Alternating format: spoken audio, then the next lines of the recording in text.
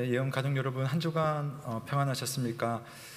이번 주에는 폭우로 어려움도 있었고 또 하나님의 그 큰 자연 앞에서 우리가 얼마나 작은 존재인지를 생각하게 되었고, 또 어려움 당한 이들을 보면서 그들에게 하나님의 은혜와 또 돌보심이 있기를 또 간절히 바라는 그러한 시간인 것 같습니다. 하나님께서 오늘 이 시간 우리의 예배를 받아주시고 또 예배 속에 임재하시는 주님께서 우리나라 곳곳에 어려움 당한 이웃들에게 하늘의 평강과 은혜를 주시길 바라는 마음으로, 또 주님을 의지하는 마음으로 함께 예배를 드리겠습니다. 우리 모두 자리에서 함께 일어나시겠습니다. 우리 서로 옆에 오신 분 인사드리겠습니다. 한 주간 수고하셨습니다. 은혜 많이 받으세요. 한번 인사하겠습니다. 한 주간 수고하셨습니다. 은혜 많이 받으세요. 네, 고맙습니다. 우리 다 함께 고마우신 우리 주님의 이름을 부르며 주님 앞에 나아가겠습니다. 하나님이여, 내 마음을 정하였사오니 내가 노래하며 나의 마음을 다하여 찬양하리로다. 하나님 우리 아버지와 주 예수 그리스도로부터 은혜와 평강이 있기를 원하노라. 아멘. 다 함께 영광 찬송 드리겠습니다. 주님의 인자는 끝이 없고 찬양합니다.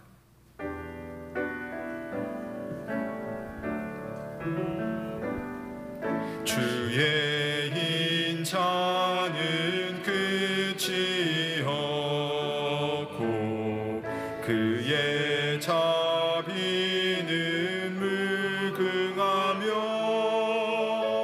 아침마다 새롭고 늘 새로우니 주의 성실이 큼이라. 성실하신 주님, 주의 인자는 끝이 없고 그의 자비는 무궁하며 아침마다 새롭고 늘 새로우니 주의 성실이 큼이라. 성실하신 주님, 주의 인자는 끝이 없고 그의 자비는 무궁하며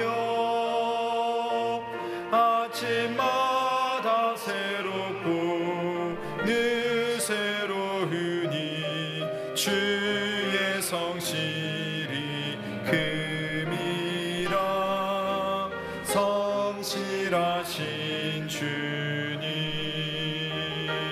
아침마다 새롭고 늘 새로우니 주의 성실이 큼이라. 성실하신 주님. 모두 자리에 앉으시겠습니다. 우리 하나님께서, 우리 예수님께서 우리에게 주신 팔복의 말씀 다 함께 낭독하겠습니다. 함께 읽습니다. 심령이 가난한 자는 복이 있나니 천국이 그들의 것이미요. 애통하는 자는 복이 있나니 그들이 위로를 받을 것이미요. 온유한 자는 복이 있나니 그들이 땅을 기업으로 받을 것이미요. 의에 줄이고 목마른 자는 복이 있나니 그들이 배부를 것이미요. 긍휼히 여기는 자는 복이 있나니 그들이 긍휼히 여김을 받을 것이미요. 마음이 청결한 자는 복이 있나니 그들이 하나님을 볼 것이미요. 화평하게 하는 자는 복이 있나니 그들이 하나님의 아들이라 일컬음을 받을 것이미요. 의를 위하여 박해를 받은 자는 복이 있나니 천국이 그들의 것임이라. 나로 말미암아 너희를 욕하고 박해하고 거짓으로 너희를 거슬러 모든 악한 말을 할 때에는 너희에게 복이 있나니 기뻐하고 즐거워하라. 하늘에서 너희의 상이 큼이라. 너희 전에 있던 선지자들도 이같이 박해하였느니라. 아멘. 성도 여러분, 오늘 이 시간에는 우리 주님이 주신 팔복의 말씀 중 8번째 복에 대해서 우리 하나님 앞에 함께 묵상하며 참회의 기도를 드리면 좋겠습니다. 우리 주님은 복 있는 자는 의를 위하여 박해를 받는 자라고 말씀하셨습니다. 이것이 무엇을 말하겠습니까? 세상이 흐르는 물길을 우리가 따라가는 것이 아니라 주님의 말씀을 따르기 위해서 세상의 물길을 거스르고 저항을 받다 보면 어려움도 있을 것이고 또 마음에 부대낌도 있을 것입니다. 그저 세상 가는 길을 따라 편히 마음 가는 대로 가는 것이 아니라 주님 말씀을 지키기 위해서, 의를 위해서 어려움도 당하고 심지어 박해를 받는 자는 천국이 우리의 것임을 그런 누리는 복을 얻을 것이라 약속하셨습니다. 한 주간을 돌아보십시오. 여러분, 세상의 흐름대로만 살았습니까? 아니면 주님의 말씀 따라 살려고 발버둥을 쳤습니까? 그러지 못했던 우리의 모습을 한번 돌아보며 하나님 앞에 참회의 기도를 드리겠습니다. 주님 따르지 못했고 주님 나라와 그 일을 구하지 못했던 내 모습을 주님 앞에 참회하오니 주여 용서해 주시고 은혜를 베풀어 달라고 함께 한번 기도하며 주님 앞에 나아가시겠습니다. 살아계신 하나님 아버지, 오늘도 하나님의 말씀 앞에 나의 지난 한 주간의 삶을 돌아보며 기도합니다. 주님께서 살아가라고 하신 삶의 모습들이 분명히 있사온데 하나님, 나는 세상과 별반 차이 없는 그러한 생각, 그러한 판단, 그러한 모습, 그러한 말로 살았음을 이 시간 주님 앞에 고백합니다. 주님을 따르기 위해서 부대끼기도 하고 저항을 받기도 하고 때로는 박해를 받는 것 또한 하나님으로부터 누리는 복된 자의 모습인데, 하나님, 나는 자꾸만 그것을 피하려고 애를 쓰고 그것과 무관한 삶을 살려고 얼마나 스스로를 그렇게 생각했는지 모릅니다. 주님, 내 속에 있는 하나님의 복받을 수 없는 내 삶의 그러한 바램들을 주님께서 불쌍히 여겨주시고 용서해 주시고 새로운 마음으로 주님 앞에 온전히 설 수 있도록 주께서 인도하여 주시옵소서. 나를 향하신 주님의 선하심 생각하며 주님 앞에 나아가고자 하오니 주님 역사하셔서 은혜를 베풀어 주시옵소서. 주께서 하나님 인도하실 그 은혜를 찬양합니다. 주님 함께 하시고 붙들어 주시고 인도하여 주시옵소서.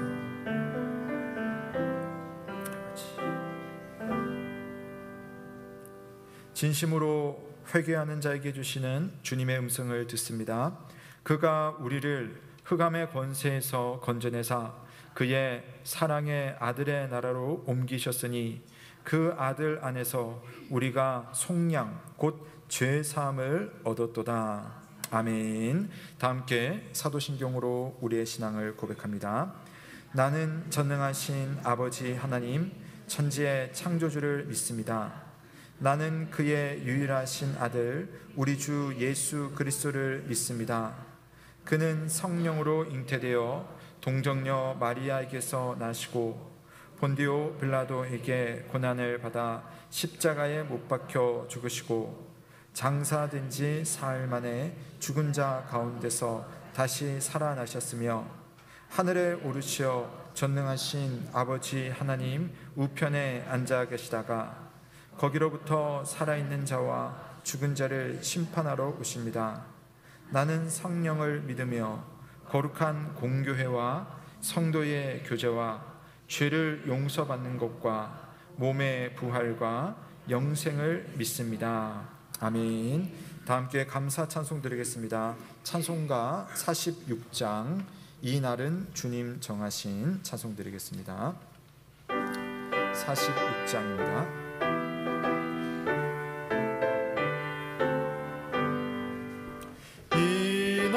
주님 정하신 참 기쁜 날일세. 온 천하 만민 주 앞에 다 찬송하여라. 주 오늘 부활하시고 사망을 이겼네.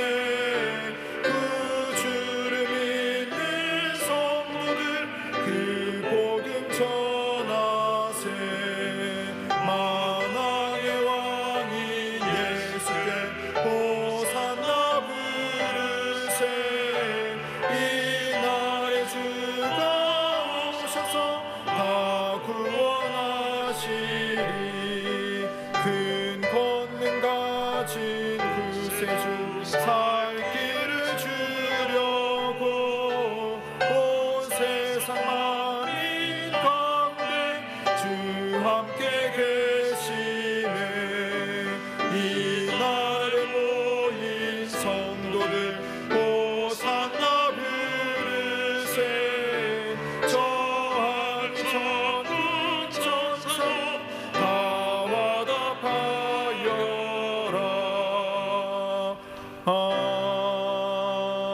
아멘.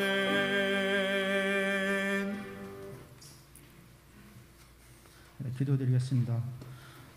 사랑의 하나님 아버지, 은혜와 사랑으로 저희를 보호하여 주시고 성령 안에서 인도하여 주심을 감사드립니다. 하나님 은혜 속에서 살아온 저희들 하나님을 간절히 사모하는 심령으로 예배하오니 찬송과 영광을 받아 주시옵소서. 하나님 아버지, 오늘 예배가 하나님의 임재 속에서 영광스러운 예배를 드리게 하시고 모든 교우들이 그리스도의 몸으로서 하나 되게 하여 주시옵소서. 저희 교회가 사랑이 넘치는 교회가 되게 하시고 복음 사역에 열심을 내는 교회가 되게 하시며 교회의 사역이 세상의 빛과 소금이 되게 하시며 직분자들이 받은 사명대로 직분을 담당하게 하여 주시옵소서. 교육기관의 여름 성경학교와 수련회를 통하여 교회의 자녀들이 예수 그리스도의 깊이 알도록 하여 주시고 수련회와 여름 성경학교를 통해 많은 은혜를 잘 지키며 그들이 하루하루 삶이 하나님께 영광이 되는 삶이 되게 인도하여 주시옵소서. 군 복무 중인 청년들을 지켜주시고 학업 중이거나 직장과 결혼 문제들 하나님의 인도하심으로 하나님의 뜻에 합당하게 이루어질 수 있도록 인도하여 주시옵소서. 하나님 아버지, 이번 폭우로 인하여 삶을 터전히 물에 잠기어 어려운 상황에 처한 이재민이 많이 발생하였습니다. 이들을 위로하여 주시고 속히 회복될 수 있도록 인도하여 주시오며 더 이상의 피해가 발생하지 않도록 보호하여 주시옵소서. 오늘 말씀 전하시는 담임 목사님을 영육간에 강건하게 지켜주시고 성령 충만함을 주시어 하나님을 통하여 주님의 영광이 드러나게 하시고 모든 목회사에게 은혜가 넘치도록 인도하여 주시옵소서. 말씀 전하실 때 저희들이 마음 문을 열어주시어 아멘으로 화답하며 삶에 실천하기를 다짐하며 복음을 전하는 자들이 되도록 하여 주시옵소서. 몸이 질병으로 고통 중에 있는 성도들을 위로하여 주시고 깨끗이 치료되는 은혜를 내려주시고 여러 어려움에 처한 성도들은 소망과 인내를 주시고 속히 회복되게 하여 주시옵길 바라며 거룩하신 예수님의 이름으로 기도드립니다. 아멘.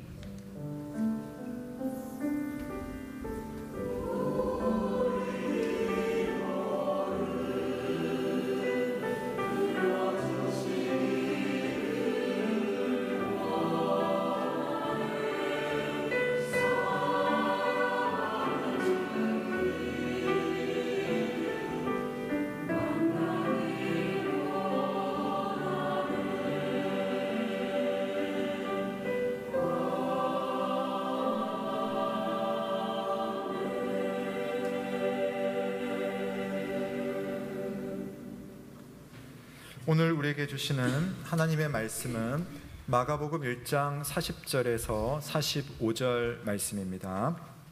신약성경 54면 마가복음 1장 40절에서 45절 말씀을 봉독하겠습니다.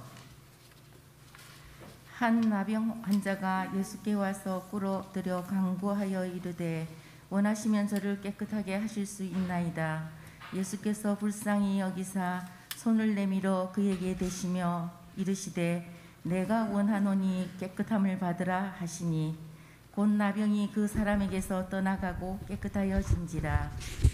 곧 보내시며 엄히 경고하사 이르시되 삼가 아무에게도 아무 말도 하지 말고 가서 내 몸을 제사장에게 보이고 내가 깨끗하게 되었으니 모세가 명한 것을 드려 그들에게 입증하라 하셨더라.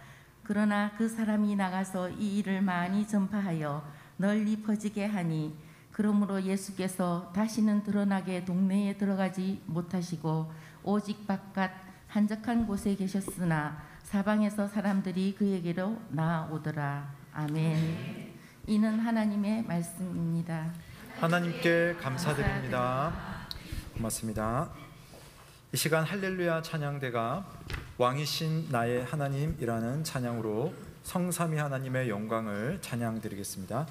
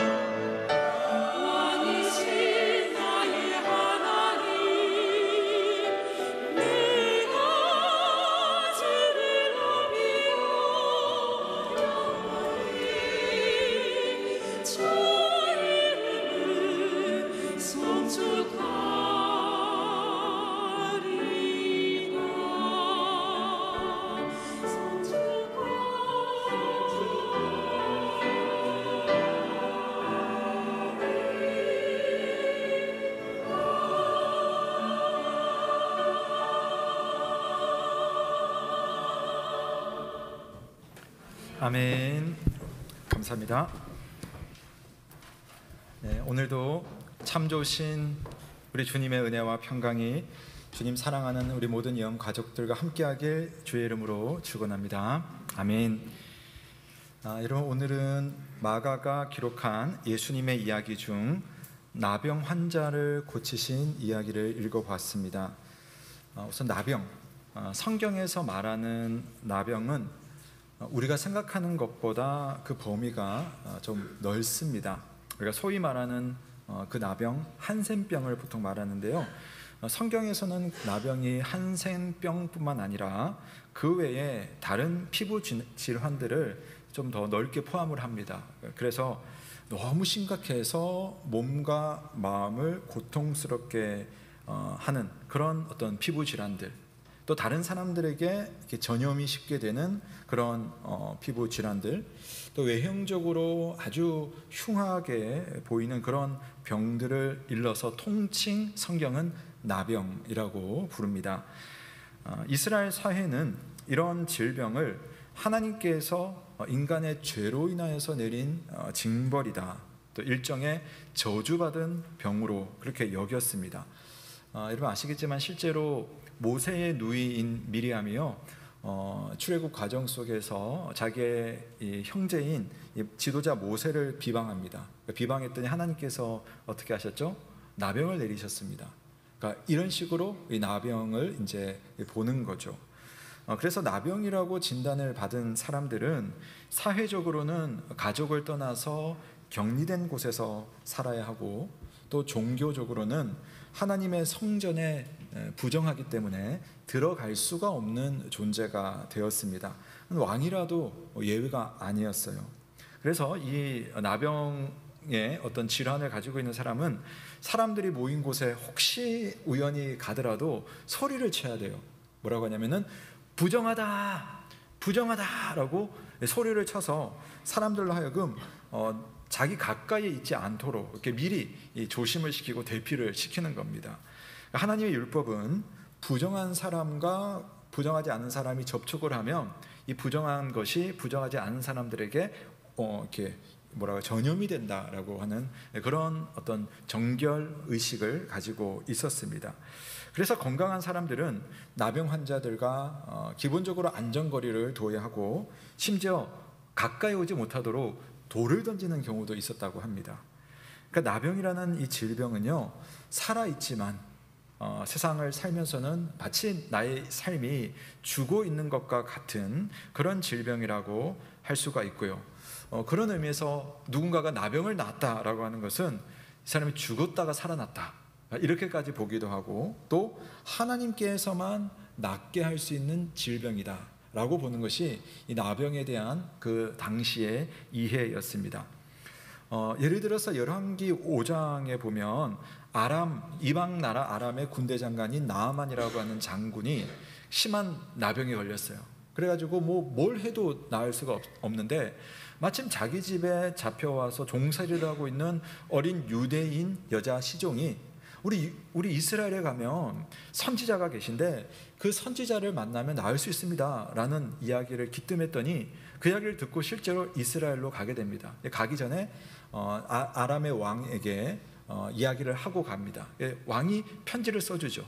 그 편지를 이스라엘 왕에게 전달을 했는데, 그 당시 이스라엘은 아람이라고 하는 국가를 두려워했습니다. 그 편지를 받아봤던 이스라엘 왕이 이런 반응을 보여요. 내가 사람을 죽이고 살리는 하나님이냐? 그가 어찌하여 사람을 내게로 보내서 그의 나병을 고치라고 하느냐? 그 말은 뭐겠습니까? 아니, 우리가 나병을 어떻게 고친다고? 하나님이 고칠 그 나병을 내가 고칠 수 없지 않느냐라고 하면서 심각하게 받아들인 그런 사건이 있었습니다. 그 정도로 나병이라는 병은 한 인간의 삶을 비참하게 만드는 사회적인 징계이고 또 종교적인 저주였습니다. 그런 형편 속에 살고 있는 이 나병 환자 이야기, 오늘 우리가 읽어봤던 이야기입니다. 이 사람이요, 어느 날 예수님에 대한 소식을 접했습니다. 그분에 대한 소문을 들었습니다. 그분을 만난 귀신 들린 사람들이 귀신이 쫓겨간다더라. 그분을 만난 여러 병자들이 그 병을 고침받았다더라. 그런 이야기를 듣게 된 거죠. 그러다가 근방에 예수님이 오셨다는 소식을 듣게 되고, 그래서 이 사람이요 그냥 예수님을 찾아간 겁니다. 자, 여러분 만약에요 지금 이 자리에 나병 환자가 갑자기 딱 나타났어요. 여기 딱 서게 되는 겁니다. 그러면 구약의 율법에 의해서 이 사람이 해야 할 일이 있죠. 뭐겠습니까? 제가 방금 말씀드렸잖아요. 부정하다, 부정하다라고 이렇게 크게 외쳐야 되는 겁니다. 자, 그런데 이 사람은 그렇게 하지를 않고 다른 모습을 보여줍니다. 우리 마가복음 1장 40절 말씀 함께 한번 읽어보도록 하겠습니다. 40절 말씀입니다. 함께 읽습니다. 시작. 한 나병 환자가 예수께 와서 꿇어 엎드려 간구하여 이르되 아멘. 자, 여기 보시면 구약의 율법대로 하질 않아요. 부정하다라고 외치지를 않습니다. 그냥 꿇어 엎드려서 예수님께 부탁을 드리는 겁니다. 당신께서 원하시면 저를 깨끗하게 하실 수 있습니다 라고 부탁을 했습니다. 우선 자기 상황에 대해서 상당히 간절했다라는 것을 알 수가 있죠. 그동안 이 병에서 놓이기 위해서 이 사람이 안 봐도 얼마나 노력했겠습니까? 근데 번번이 안 되죠. 그러니까 얼마나 그 마음이 실망한 상태이겠습니까? 그러던 중에 예수님을 만나게 된 거죠. 예수님을 찾아왔습니다. 그러니까 지금 이런 어떤 부정하다는 것을 외치는 것도 이 사람에게는 뭐 필요한 일이지만 이 순간에는 얼마나 간절했든지 그런 거 다 생략하고 그냥 주님께 달려가 가지고 꿇어서 엎드린 겁니다.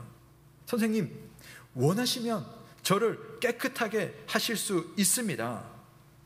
이 사람은 예수님에 대해서 어느 정도의 정보를 가지고 있는지는 모르겠지만 적어도 이 말을 여러분 한번 곰곰이 생각해 보시면 아, 이 사람 예수님에 대해서 특별한 마음을 가지고 있구나. 예수님에 대해서 특별한 믿음을 가지고 예수님을 찾아왔구나라는 것을 알 수가 있습니다. 나병 환자이기 때문에 사실 아무나에게 접근할 수 없잖아요. 그러니까 예수님께 함부로 나올 수가 없는 거죠. 그럼에도 불구하고 그분 앞에 가서 자기가 부정하다는 그 외침도 하지 않은 채로 그냥 납작 엎드렸습니다. 자, 왜 이 사람이 이렇게 할 수가 있었느냐 하면은 그것은 이 사람이 예수님에 대해서 소문을 들은 겁니다. 예수님이 어떤 분인지에 대해서 좀 막연할 수도 있지만 그러나 나름대로 확고한 지식이 있었어요. 그것은 고통당한 자를 기꺼이 도와주시는 예수님, 그분이 이곳에 오셨다라고 하는 그 사실, 그리고 그분께는 고통당한 그 누구라도 고쳐줄 수 있는 능력이 있다라고 하는 사실을 믿었기 때문에 이 순간에 뭐 차면 불구하고 뭐 모든 율법 다 제쳐놓고 그냥 그분 앞에 납작 엎드린 거죠. 여러분, 여기서 우리가 한 가지 생각을 해볼 수 있는 부분이 있습니다. 여러분 우리 병원에 종종 가시지 않습니까? 우리 성도님들 중에는 아주 심각한 질병을 겪고 또 거기서 치료 중이거나 또 조금 나아서 또 이제 정상생활 하시는 분들도 계십니다. 근데 여러분, 정말 우리가 심각한 질환, 뭐 예를 들어서 암 같은 병에 걸리면 의사 선생님을 만나면 우리가 참 다급해집니다. 그래서 보통 이렇게 질문하지 않습니까? 제 병 얼마나 됐습니까? 나을 수 있습니까? 어떻게 하면 나을 수 있습니까? 제가 뭘 해야 되죠? 라고 우리가 질문을 하게 되잖아요. 그게 일반적으로 의사를 대하는 그런 환자의 태도일 겁니다. 자, 그런데 오늘 이 나병 환자는 그렇게 하지 않습니다. 선생님, 제 병을 고칠 수 있습니까? 어떻게 해야 되죠? 라고 묻지를 않습니다. 이 사람이 물었던 것은 뭐냐면은 말했던 것은 선생님께서 원하시면 저를 깨끗하게 하실 수 있습니다 라고 말을 했습니다. 여러분, 앞에 이야기 드린 거랑 지금 성경에 쓰여져 있는 이 내용이랑 무슨 차이가 있습니까? 큰 차이가 있죠. 예수님에게 고칠 수 있는 능력이 있느냐 없느냐, 이 병을 내가 고칠 수 있느냐 나을 수 있느냐, 이게 이 사람에게는 지금 당장 고민이 아니었어요. 왜냐하면 그분께는 고칠 수 있는 충분한 능력이 있었기 때문입니다. 그분이 원하시면 내가 깨끗하게 되는 것은 아무 문제가 아니었어요. 다만 그분이 원하시냐 원하시지 않느냐의 문제로 오늘 접근을 하고 있습니다. 이것이 나병 환자의 우리가 볼 수 있는 믿음인데요.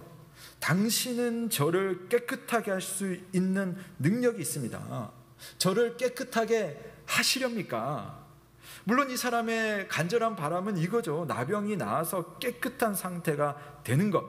그런데 그렇게 되기까지 이 사람은 예수님의 뜻을 상당히 중요하게 여겼어요. 아니, 그것만을 중요하게 여겼습니다. 그리고 그 뜻에 순종하려는 믿음의 순수함을 가지고 있었던 겁니다. 사랑하는 성도 여러분, 우리가 예수 그리스도에 대해서 의심하지 않는 믿음을 가지는 것은 참 중요합니다. 그분이 창조자이시며 그분이 섭리의 주인이시다. 그래서 예수님에게는 능치 못할 일이 없으시다라고 하는 것을 믿는 것은 너무나 중요합니다. 근데 거기에 우리가 하나의 균형이 필요한데요. 믿음도 사실 균형이거든요. 그 어떤 균형이 필요하면은 주님의 뜻에 대한 균형입니다. 주님의 뜻이 우선이다. 그분의 계획만이 완전하다. 내가 예수님께 나아왔을 때는 물론 나의 간절한 바람은 당신의 그 능력으로 나를 고쳐 주옵소서. 이게 인간적으로는 환자로서 너무나 당연한 바람이지만, 근데 그 순간, 그분 앞에 딱 서는 순간 당신이 원하시는지 원하시지 않는지, 거기에 대해서 자기의 믿음의 균형을 딱 찾고 있는 거죠. 주님의 능력이 크시니 주님 내가 원하는 모든 것을 들어주세요 하는 것이 아니라 주님의 뜻을 가장 우선해 놓고 제가 신뢰하오니 주님의 뜻대로 행하시옵소서. 주님의 뜻만이 내 삶에 완전합니다 라고 하는 그 고백으로 주님을 믿는 것입니다. 이 나병 환자는 예수님께 간구하는 자로서 주님의 능력을 의심하지 않고 기도했습니다. 그런데 그 기도의 균형은 무엇이냐면은 겸손한 마음을 지키며 하나님의 은혜가 정말 은혜답게 내 삶 가운데 이루어지길 바라는 겁니다. 제가 많이 말씀드렸죠. 은혜는 무엇입니까? 내가 받을 것을 빚쟁이처럼 가가지고 받아내는 게 은혜가 아니죠. 내가 받을 수 없는 것을 주시는 것이 은혜인 것이고, 그 은혜의 믿음은 하나님께서 주시는 것도 은혜이시며 때로는 나를 위해서 주시지 않는 것조차도 하나님의 큰 계획 속에 은혜인 줄로 믿는 것, 이것이 은혜를 대하는 성도의 믿음이라는 겁니다. 우리가 절박한 상황에 놓이면 자기 상황에 의해서 우리는 믿음을 표현하게 되어 있습니다. 그런데 그 상황 안에서만 기도하면, 그러니까 그 상황 해결만이 내 삶의 오로지 한 목적이라면 그냥 하나님 동아줄 하나 내려주십시오라는 그 기도밖에 할 수가 없는 거예요. 근데 이럴 때 좀 어렵지만, 하나님 제가 이 상황보다 더 넓게, 더 깊게, 더 멀리 보시는 하나님을 만나게 해주십시오. 하나님의 뜻을 내가 신뢰하면서 하나님의 선한 뜻 자체를 내가 구하게 하여 주옵소서 라고 기도할 수 있다면 여러분 믿음의 균형이 훨씬 더 좋은 것이죠. 사랑하는 여러분, 우리가 좋으신 하나님을 의지할 때 내가 원하는 것, 내가 구하는 동아줄 내려오는 것도 참 좋지만 하나님은 동아줄 말고 훨씬 더 내가 더 귀하게 갈 수 있는 그런 선한 믿음의 길을 내려줄 줄로 믿고 그 하나님의 뜻 자체를 신뢰하게 될 때에 하나님은 여러분을 결코 실망시키지 않으신다는 사실을 믿을 수 있기를 주님의 이름으로 축원합니다. 여러분, 그래서 오늘 이 사람은 고쳐주실 수 있습니까? 어떻게 하시렵니까? 이게 아니라 당신이 원하시면 내가 깨끗해질 수 있습니다 라고 그 믿음의 고백을 했더니, 자, 예수님은요 나병 환자가 생각할 때는 동아줄을 바랬는데 예수님은 훨씬 더 좋은 믿음의 길을 열어주시는 겁니다. 인상적인 방식으로 이 사람을 대하는데, 우리가 결론적으로는 나병이 깨끗해집니다. 치유함을 받습니다.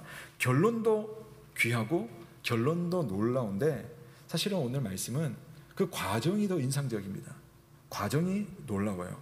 자, 41절과 42절 말씀 한번 같이 읽겠습니다. 시작.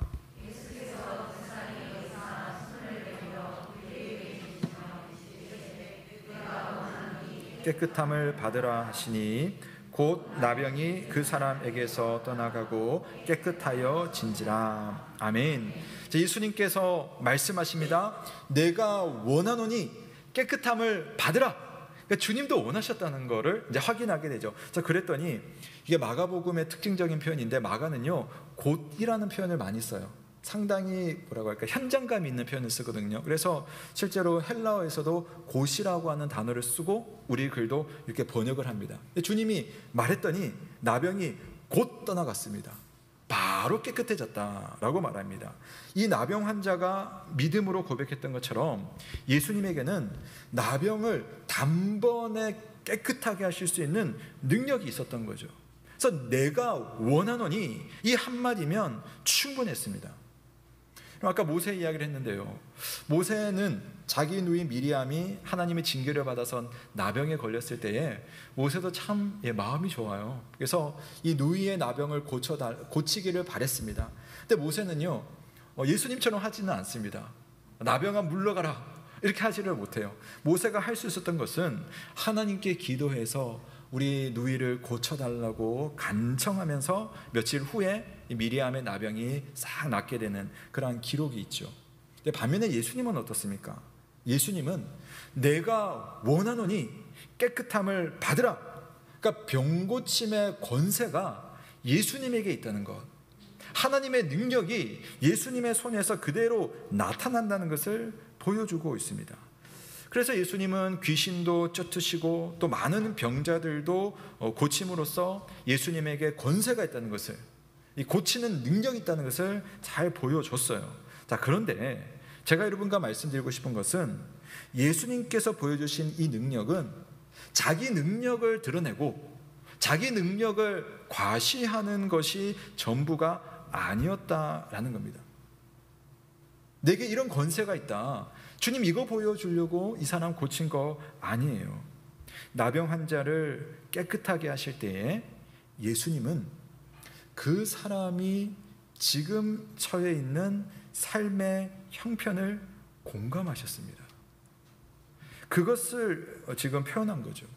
그 사람을 보자마자 나병 때문에 이 사람이 겪은 그 육체적, 정신적 고통과 상처가 어마어마하다는 것을 주님이 공감을 하십니다.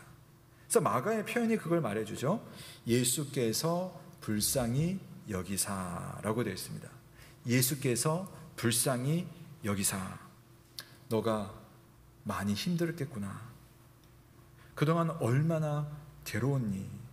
그러니까 예수님의 능력은 공감할 줄 아시는 사랑과 함께 우리에게 찾아오시는 겁니다. 제가 신학교 1학년 때요, 이제 한 학기 딱 다니고 나서 제가 엄청나게 고민을 했어요. 아, 내가 목사가 될 수 있을까? 내가 이 신학을 계속 해야 될까? 한 학기 딱 하고 나서 제가 엄청난 고민을 해가지고 휴학을 했어요. 휴학을 하고 이제 훈련을 이렇게 받으면서 제가 주님 앞에 개인적으로 나아가는 시간들을 많이 가졌었거든요. 근데 성경을 읽고 뭐 2-3시간씩 저녁에 기도하는 그런 시간을 가졌는데요. 다 어떤 순간 되니까요, 제가 기도하는 중에 하나님께서 제게 주신 그 마음이 있었어요. 그 마음이 뭐냐면은, 정룡아, 내가 너와 늘 함께 했단다. 네가 나를 모를 때도 내가 너와 함께 했고, 네가 어릴 때 아버지를 잃고 아버지가 없는 것 때문에 그런 사춘기를 겪을 때도 난 너의 아버지였고, 지금도 난 너의 아버지고 영원히 너의 아버지가 될 거야 하는 마음을 성경 말씀과 함께 기도 가운데 계속 저한테 주시는 거예요. 왜냐하면 그때 저는요, 그 시간 동안 쭉 다니면서 저는 잘 생각을 못했었는데 그 기도하는 중에 제가 그런 어떤 스트레스가 있었던 거예요. 그러니까 남자 어른을 대할 때 제가 좀 어려움이 있었거든요. 근데 그게 뭐냐면은 아버지가 일찍 받고 나시고 그 남자 어른들과의 관계가 제가 이렇게 좀 어려웠어요.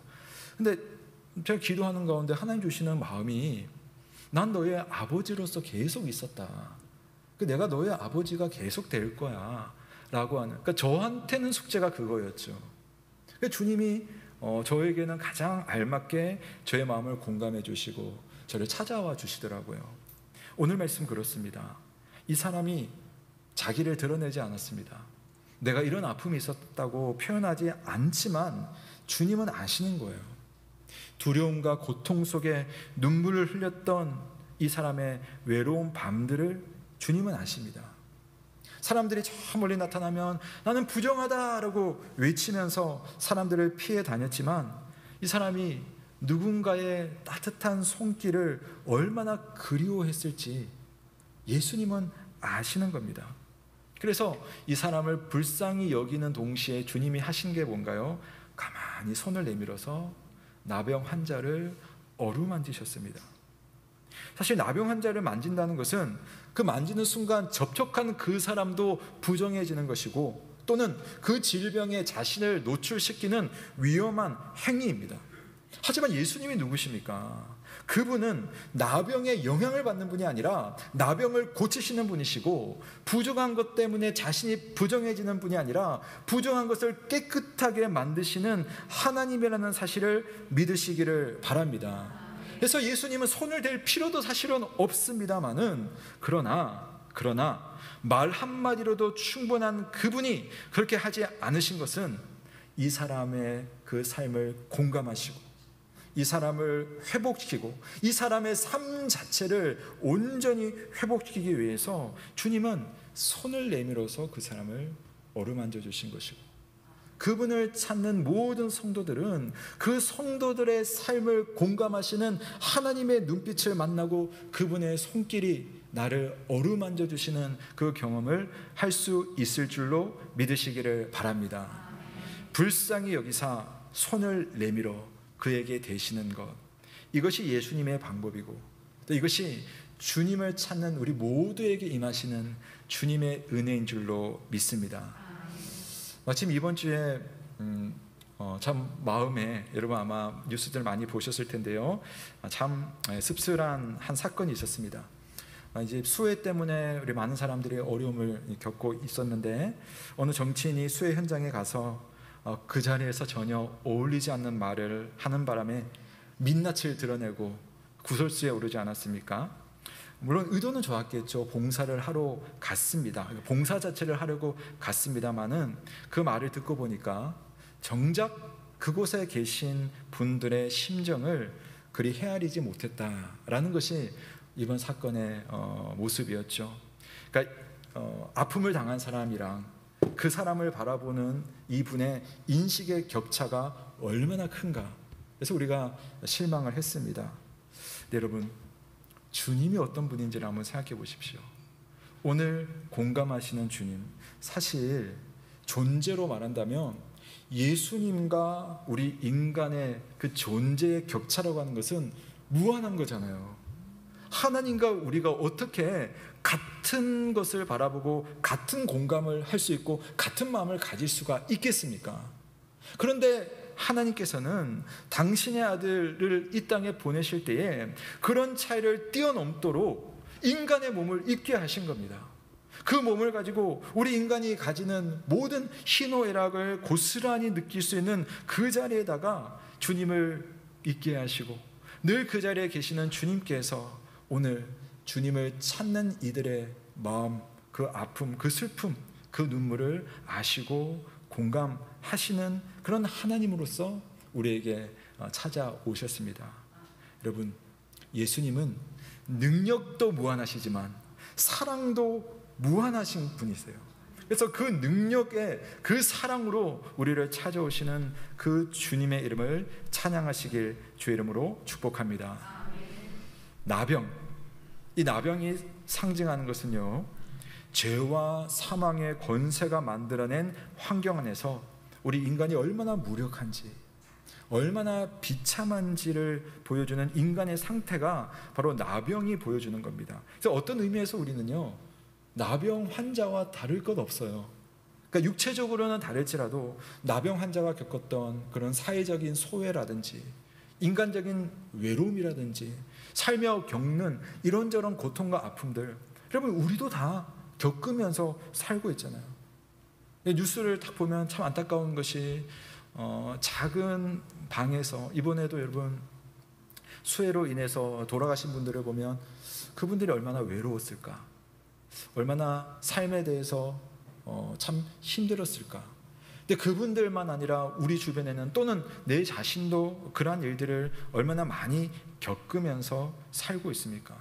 근데 주님께서는 그런 우리의 형편과 우리의 마음에 무감각하신 것이 아니라 우리가 오늘 무엇으로 고민하고 있는지, 무엇으로 아파하고 있는지, 또 어떻게 해결해야 되는지를 잘 알고 계시는 능력이 많으신 하나님이시며 또 그 능력을 가지고 사랑으로 우리를 일으켜 세우시는 참 좋으신 우리의 친구라는 사실을 믿으시기를 바랍니다.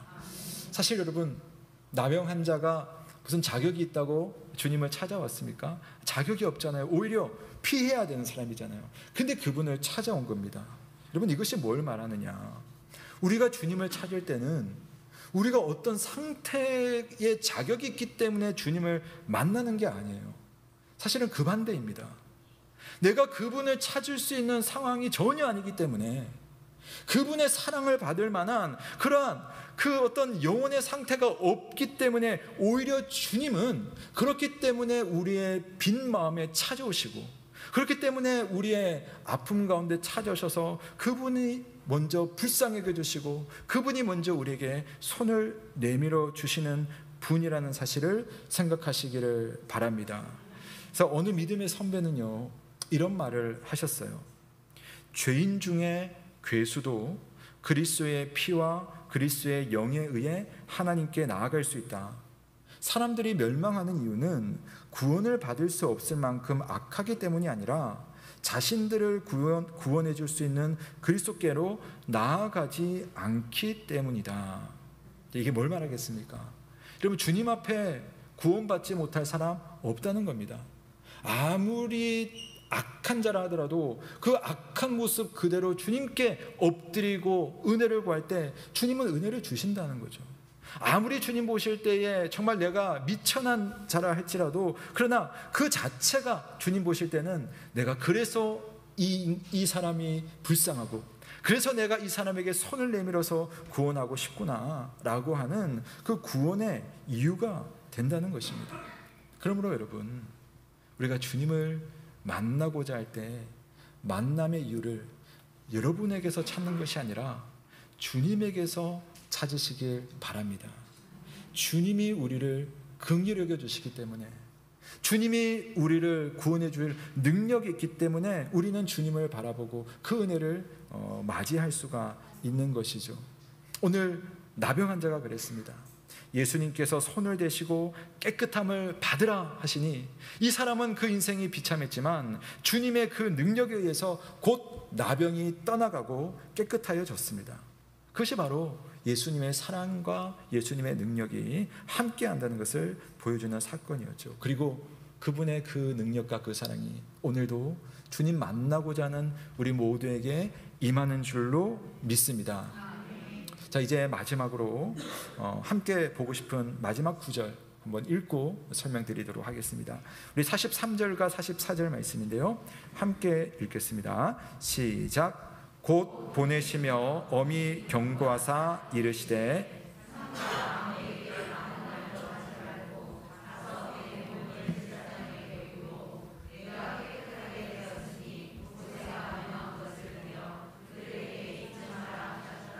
아멘. 자, 이제 병이 고쳐졌습니다. 그리고 고쳐지고 나서 율법에 의해서 제사장에게 가서 자기 몸을 보여주면 제사장이 진단을 해줘요. 깨끗해졌다.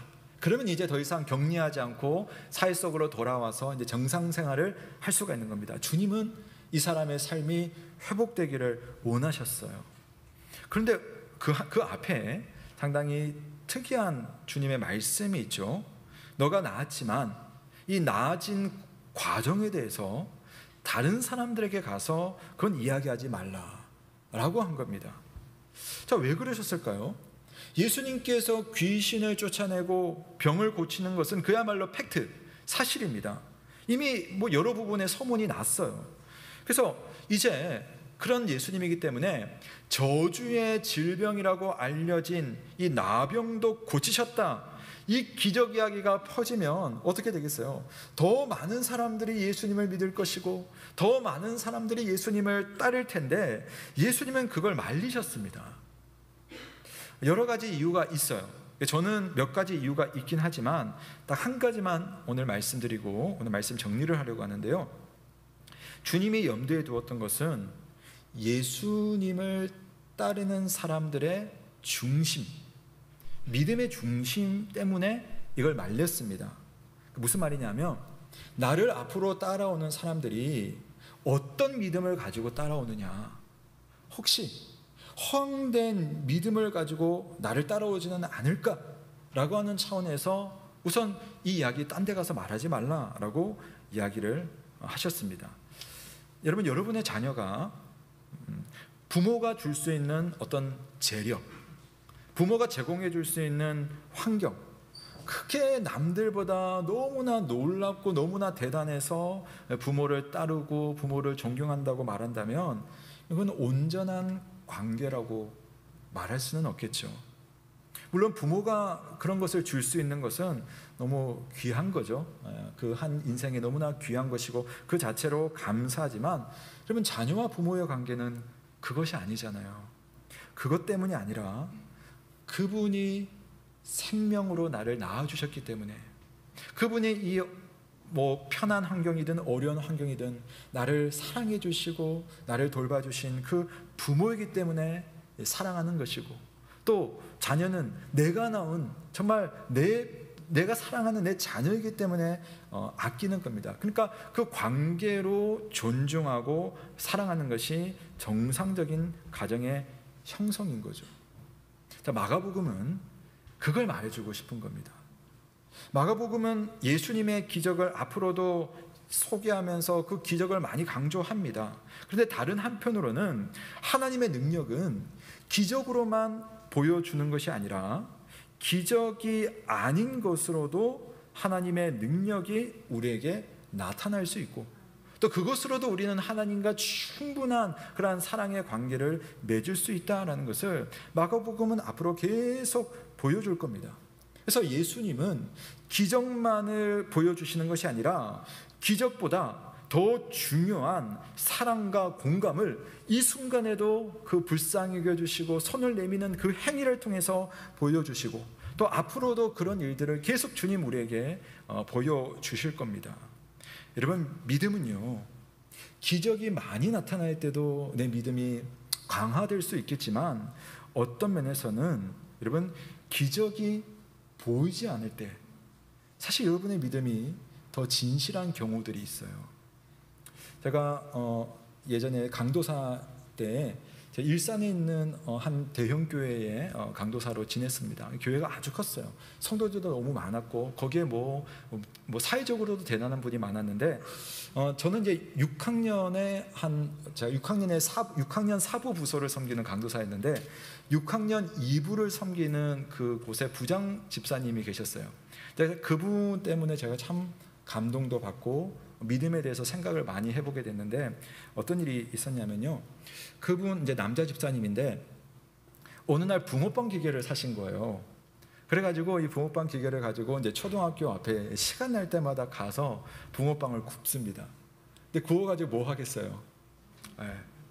돈을 많이 번 것이 아니라요, 그냥 애들 다 나눠줘요. 나눠주면서 교회 오라고, 예수 믿으라고 전도를 하는 겁니다. 그래서 저는 이분이 좀 독특하시구나, 되게 뜨겁구나, 또 시간이 많으시구나, 형편도 괜찮으시겠구나, 그런 생각을 했어요. 나중에 제가 그 부서 교육자에게 이야기를 들었어요. 그분이 몇 년 전에 사업을 좀 크게 하셨는데 그냥 쫄딱 망해버린 겁니다. 재기를 하기가 너무 힘든 상황이 된 거예요. 근데 그분이요, 예배에 출석하고 또 하나님 앞에 기도하면서 은혜를 받기 시작했는데 하나님 앞에 내가 받은 은혜, 내가 받은 사랑에 대한 감각이 너무 커진 거예요. 그래서 이것에 대한 감사를 하기 위해서 고민하다가 한 것이 뭐냐면은 애들 전도해야겠다. 전도를 하기 위해서 한 일이 붕어빵 기계를 사가지고 붕어빵 전도를 막 하는 겁니다. 근데 그랬더니 하나님께서 그분의 삶 가운데 특별한 은혜를 주셔가지고 사업이 재기되었느냐? 그러지 않았어요. 제가 있는 동안 이분은 늘 가난하셨어요. 늘 가난했습니다. 근데 그때는 제가 몰랐지만 나중에 그 이야기를 듣고 나서 그분을 보니까 그분의 믿음이 보이더라고요. 가난한 중에, 또 우리가 소위 말하는 주님의 특별한 기적이 보이지 않는 중에, 근데 그럴 때에 그분은 주님을 더 많이 느끼는 겁니다. 그런 순간에 주님이 나를 얼마나 사랑하시는가가 훨씬 더 많이 느껴지고, 그래서 주님 앞에 내가 사랑받고 있구나. 그래서 그 표현을 그분은 그런 방식으로 했던 것이죠. 여러분, 주님과 나 사이에 사랑과 신뢰의 관계가 형성이 되면, 여러분, 우리가 신앙생활 하면서 기적을 주시는 것도 참 좋고 감사하지만 그렇게 하지 않으실 때도 우리는 주님의 선하심을 의심하지 않고 갈 수가 있어요. 여러분, 그것이 믿음 아닌가요? 기적보다 더 중요한 것은 예수님을 선하신 주님으로 믿고 그분을 모셔드림으로써 예수님과 쭉 동행하는 삶을 사는 것 아닐까요? 주님이 복음서에서 보여주신 그 모든 일은요, 사실은 우리 모두가 다 누리게 될 일입니다.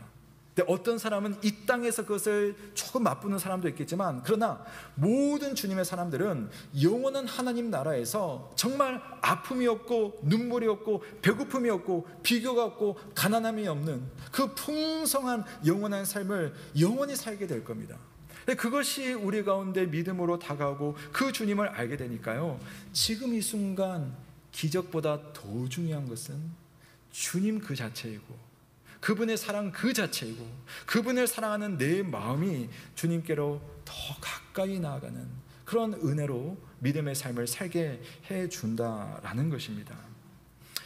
죄의 영향을 받은 우리 인간은 왜곡된 종교성을 가지기 참 쉽습니다. 그래서 병고침이나 어떤 기적이 소문이 나면 그래서 그 주님의 어떤 은혜가 병고침이나 기적 같은 그런 것으로만 소문이 나면 예수님을 따르고 믿는 것을 딱 그 정도로만 여기려고 하는 그런 어떤 성향들이 있어요.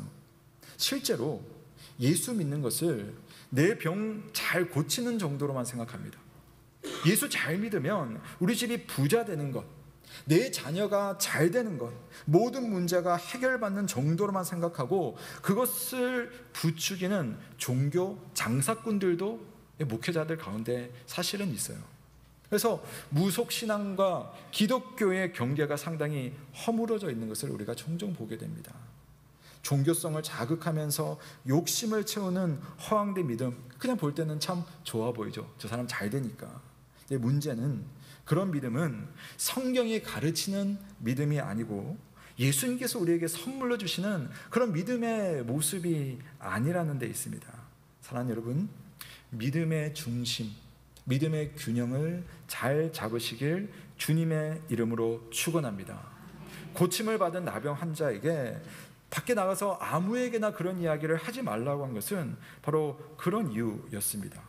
물론 이 경고에도 불구하고 이 사람은 좋은 의도로 이야기를 막 꺼냈다가 사람들이 예수님께 몰려들어요. 주님은 쉬지도 못했지만 더 중요한 것은 사람들이 주님을 어떤 주님으로 모시느냐, 그냥 내 병 고쳐주는 주님, 내 아픔만을 해결해주는 그런 주님으로서 믿음 생활을 하고 그분을 모셔드렸다라는 겁니다.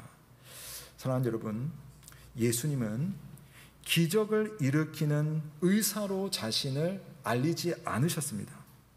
예수님은 자기 제자들에게 너희들 나를 따라가면 세상이 부러워할 권세를 얻을 것이라고 부추기지 않으셨어요. 예수님은 놀라운 능력의 소유자로 자기를 알리기보다는 난 너희들을 위해서 십자가에 달리는 하나님의 어린 양으로 살기를 택하셨고, 당신의 제자들에게 말하기를 나를 따르려면 자기를 부인하고 자기의 십자가를 지는 삶이어야 한다라고 권면하셨습니다. 우리가 믿음에 대해서 만약 자랑을 한다면 무엇을 자랑하겠습니까? 내가 무엇을 많이 얻었느냐, 어떤 문제가 해결되었느냐, 그것도 좋겠지만 더 더 중요한 것은 주님이 나를 얼마나 사랑하시는지를 내가 깨달았습니다라고 하는 그 자랑, 그 주님의 나를 너무나 사랑하셔서 나도 그분 앞에 정말 사랑을 다 하겠습니다라고 고백할 수 있는, 그것보다 주님께 영광 돌릴 그런 자랑이 어디에 있겠습니까? 기적보다 더 중요한 것이 있다면 과연 그것은 무엇일까요? 주님 때문에 나는 오늘도 이 일상을 정말 감사로 살아갑니다.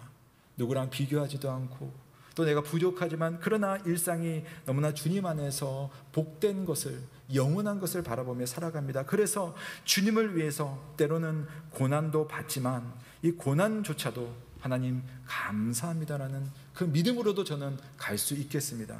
그래서 기적의 믿음보다 더 귀한 믿음으로 살겠습니다 라고 고백할 수 있는 우리가 되었으면 좋겠습니다. 16세기 스페인의 수도자인 십자가의 성 요한이라는 분이 이런 말씀을 했는데요, 제가 그 말씀 하나만 소개하고 오늘 말씀을 마치겠습니다. 여러분, 기적에 너무 신경 쓰지 마십시오. 여러분, 기적을 너무 기대하지도 마십시오. 여러분, 그렇다고 기적을 거부하지도 마십시오. 기적은 그냥 가끔 일어납니다. 여러분, 우리가 기적 때문에 사는 것 아니고요, 또 기적이 없는 것도 아닙니다. 우리가 더 중요한 것은 주님이 기적의 주인공이시며 주님이 기적을 주시지 않더라도 내 삶 가운데 가장 선한 것으로 인도하시는 참 좋으신 인도자라는 사실을 믿으며 살아가시는 그분께 내 삶으로 영광 돌리는 여러분 되시길 주의 이름으로 축원합니다. 아멘. 자, 우리 시간 함께 말씀을 생각하시며 함께 한번 기도하는 시간 우리 먼저 가지도록 하겠습니다. 여러분, 우리 주님 오늘 우리에게 나타나신 그 모습 그대로 우리 주님은 정말 우리를 공감하시는 분이십니다. 우리의 아픔이나 우리의 어려움, 우리의 상태를 아시고 그냥 내버려 두시는 것이 아니라 그 마음을 아셔서 우리를 어루만져 주시는 참 좋으신 하나님이십니다. 그래서 오늘 내 상태가 어떠할지라도, 내 모습이 조금 비참할지라도 그분을 바라보고 그분을 구할 때에 그분의 은혜와 그분의 능력이 있음을 나는 믿습니다. 그래서 여러분, 오늘도 주님의 은혜를 누릴 수가 있는 겁니다. 그런데 우리가 더 나아가서 주님, 내 삶에 기적이 일어나서 저가 주님 사랑하는 것이 아닙니다. 주님, 이 문제가 해결돼서 내가 주님 따라가는 것 아닙니다. 나는 주님 그 자체로 만족합니다. 주님이 어떤 분인지를 알기 때문에 저는 오늘을 감사하며 살아갑니다. 그래서 주시는 것도 감사하지만 주시지 않을 때도 주님을 사랑하고 주님을 섬기며 주님의 백성으로 살겠습니다. 하나님, 그런 믿음으로 나아가게 하여 주옵소서. 우리 함께 여러분의 믿음을 축복하며 기도하는 시간 갖겠습니다. 살아계신 하나님 아버지, 오늘 하나님 앞에 나와 우리에게 말씀하신 예수 그리스도를 의지하며 기도하기 원합니다. 주님께서 내 삶에 공감하시며 주님께서 내 삶을 책임져 주시며 주님께서 나를 향하여서 이루어 주시는 놀라운 일이 있음을 인하여서 감사를 드립니다. 아울러 주님 앞에 더 귀한 것은 그리하지 않을 때에도 주님의 그 은혜와 주님의 그 능력이 얼마나 큰지, 얼마나 놀라운지를 생각하는 믿음으로 살게 하여 주옵소서.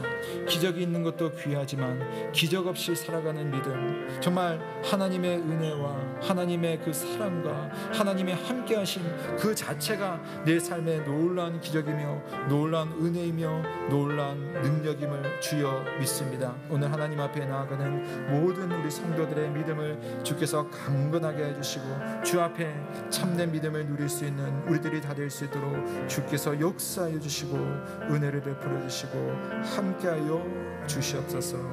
주님의 함께하심을 신뢰하며 주님 앞에 나아갑니다. 우리 성도들의 모든 삶에 역사하시는 주님께서 은혜를 베풀어 주시옵소서. 참 좋으신 하나님 아버지, 우리 주님께서 그저 하늘에 계신 높은 분으로서만 우리에게 능력을 바라시는 것이 아니라 우리의 아픔, 우리의 눈물, 우리의 외로움을 모두 공감하시며 우리를 찾아오시며 우리를 위로하시며 우리를 회복해 하시는 하나님이심을 인하여 감사와 찬양을 올려드립니다. 그러므로 하나님, 우리의 믿음이 주님을 진심으로 신뢰하는 믿음이 되게 하여 주옵소서. 주님이 원하시는 것이 무엇인지, 주님의 뜻이 무엇인지를 늘 생각하는 믿음 되게 하시며, 또한 내가 원하는 기적이 아니라 주께서 행하시고자 하는 기적, 주께서 함께 하시는 일상을 통하여 하나님께 영광 돌리며 믿음의 삶을 살아가는 우리 모든 이음 가족들 다 되게 하여 주옵소서. 주께 우리의 믿음을 온전히 의탁드리며 살아계신 우리 구주 예수 그리스도의 이름으로 기도드립니다. 아멘. 네, 이 시간 우리 봉헌 찬송하는 시간인데요. 오늘은 좀 특별한 시간을 가지겠습니다. 우리 청년들이 오늘부터 내일까지 수련회를 가는데요. 우리 수련회 또 감사드리면서 특송을 좀 준비를 했다고 합니다. 우리 청년들 나와주시고요.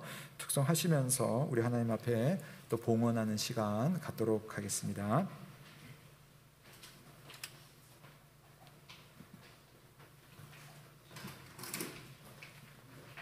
예. 아마도 짧은 이틀인데 여러분 또 많이 기도해 달라고, 격려해 달라고 또 홍보도 하고 그러려고 나왔습니다.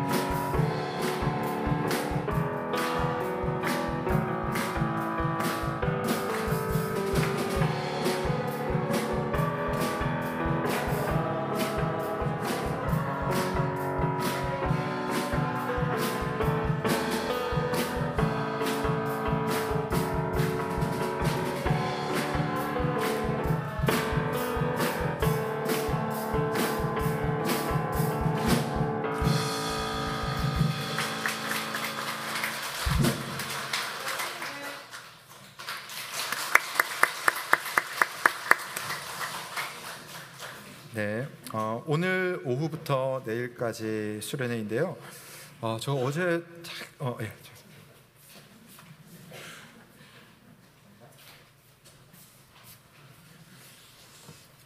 어제 제가 한 걱정했었거든요. 비가 많이 온다고 해가지고. 근데 오늘 보니까 날씨가 어느 정도 좀 괜찮을 것 같습니다. 하나님께서 또 좋은 은혜 주시길 우리가 기대하고 또 기도해 주시면 감사하겠습니다. 우리 청년들이 가서 또 서로 우리 코로나 때문에 또 많이 교제도 못했는데 교제하는 시간들 또 하나님 안에서 은혜 많은 시간 가질 수 있도록 여러분 많이 기도해 주시면 감사드리겠습니다.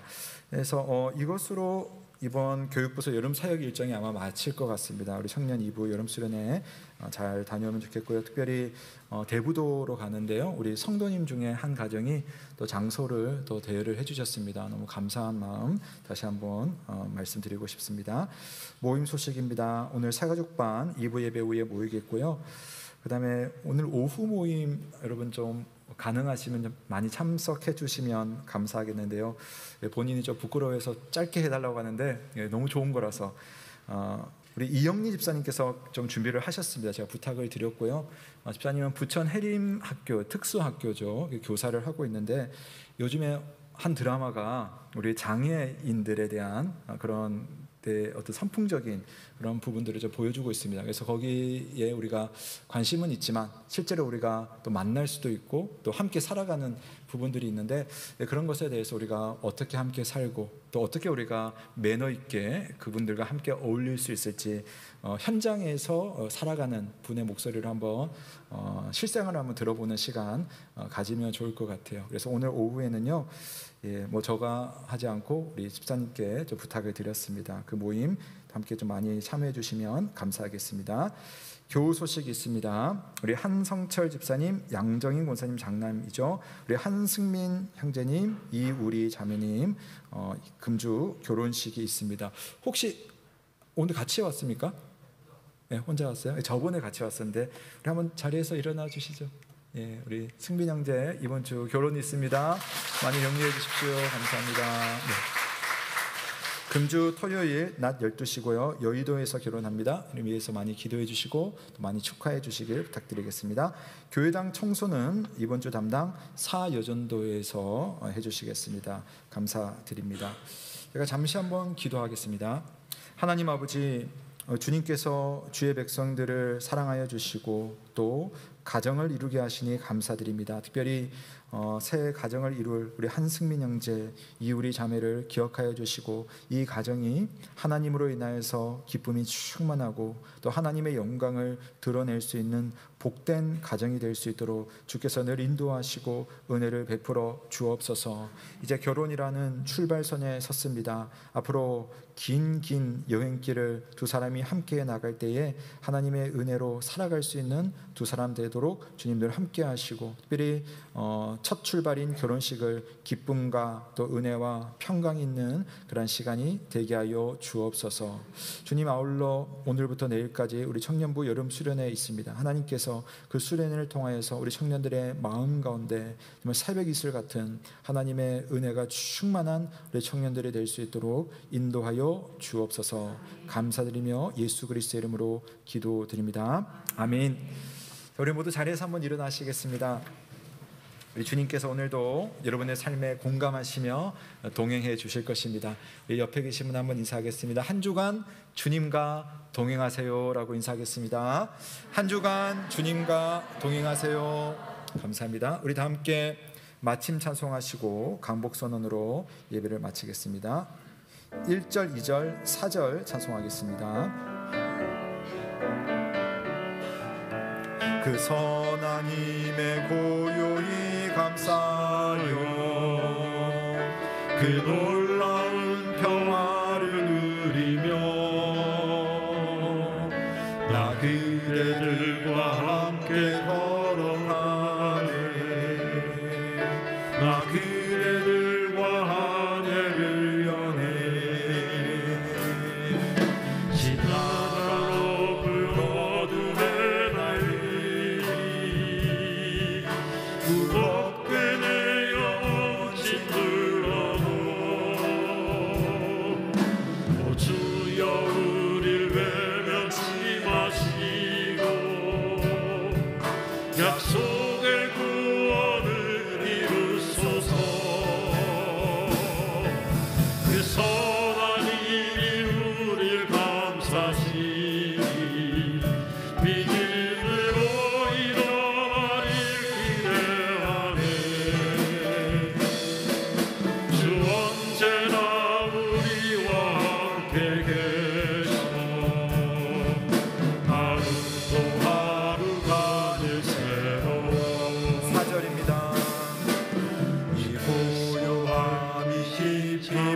멈춰갈 때 저 가슴 벅찬 노래 들리네. 찬 노래 들리네. 다시 하나가 되게 다시 이끄소서. 하나가 되게 이끄소서. 당신의 빛이 빛나는 이밤 그 선한 힘이 우릴 감싸시니 믿음으로 일어나니 기대하네. 주 언제나 우리와 함께 계셔. 하루 또 하루 하늘 새로워.